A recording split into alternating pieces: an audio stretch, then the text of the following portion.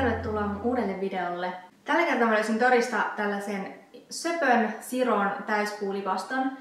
Mä kiinnitin eniten huomiota siihen, että tää oli just tosi tämmönen Siro-rakenteinen ja sitten tässä oli nämä aivan suloset pikkuset lokerikot tuolla yläreunassa. Tää tulee mun keskimmäisen tyttären huoneeseen.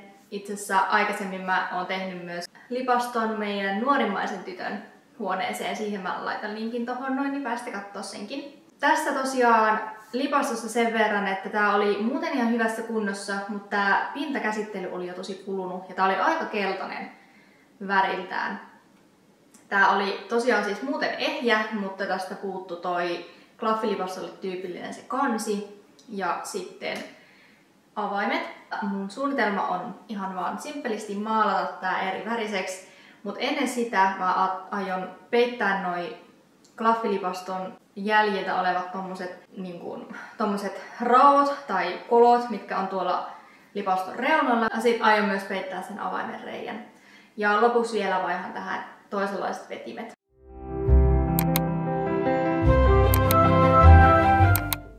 Aloitin sillä, että otin ihan ensimmäisenä nämä vetimet sekä avainkilven pois. Nämä vetimet mä laitoin talteen, jos niille joskus vaikka tulee jotain käyttöä.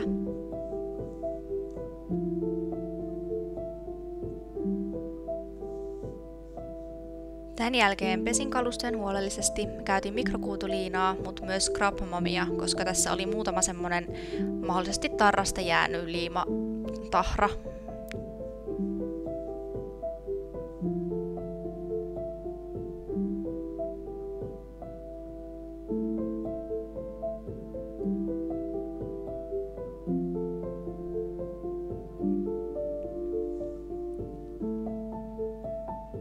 Tällä sienellä pystyi hyvin hangata noi tollaset vähän niinku liimatahrat pois.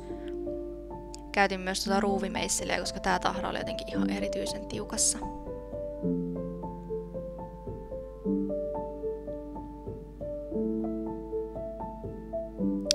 Ja sen jälkeen kun mä olin pessyt lipaston ja se oli kuivunut, niin aloitin hiomaan tän. Mä lähinnä vaan karhensin ton pinnan ja katoin, että se on sileä ja siisti joka puolelta.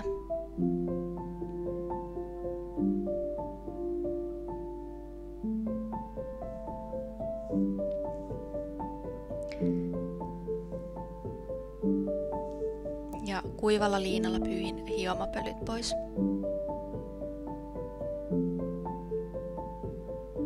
Huomasin, että tossa noi reunat oli vielä jäänyt vähän sellaiseksi karkeaksi, niin hioin vähän karkeammalla hiomapaperilla ja sitten vielä tuolla sileämmällä uudestaan.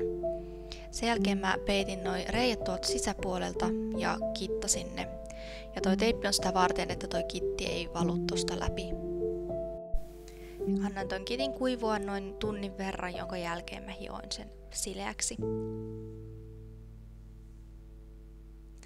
Tän jälkeen pohjamaalasin koko kalusteen.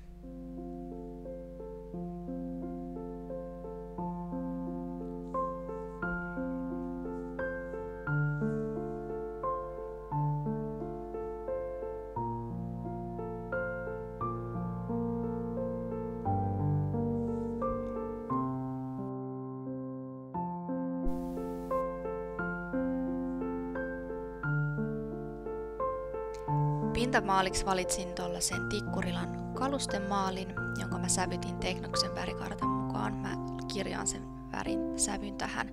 Tää on aivan ihana tällainen pehmeän vaaleanpunainen ja hups. Mä yritin näyttää tätä maalin sävyä teille, mutta nyt kävi näin. Ei se mitään. Jatketaan harjoituksia. Mutta tosiaan toi sävy on tommonen pehmeän vaaleanpunainen, ei liian sellainen purkka, mutta kuitenkin selkeästi niinkö vaaleanpunaisen sävy. Tää oli itse asiassa yllätyin siitä, että miten tosi ohutta tää maali oli, mutta tää oli itse asiassa ihan tosi helppo levittää ja tuli tosi semmonen tasainen ja kaunis pinta. Sen jälkeen kevyt välihionta ja taas kuivalla liinalla pölyt pois. Sitten mä laitoin vielä toisen kerroksen.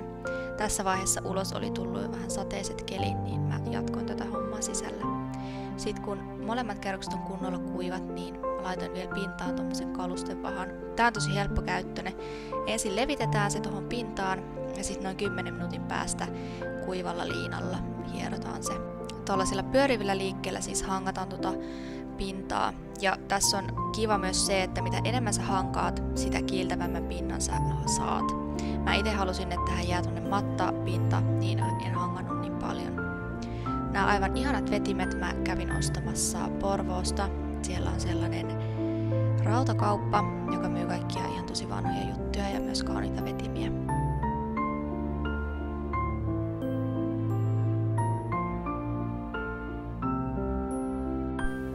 Ja ton ylimmälle vetolaatikosta mä mittasin sitten keskikohdan, jotta toi tollanen vedin kilpi, että se tulee ihan keskelle tuohon. Ja tässä välissä voidaan katsoa, että miltä tää näyttikään ennen.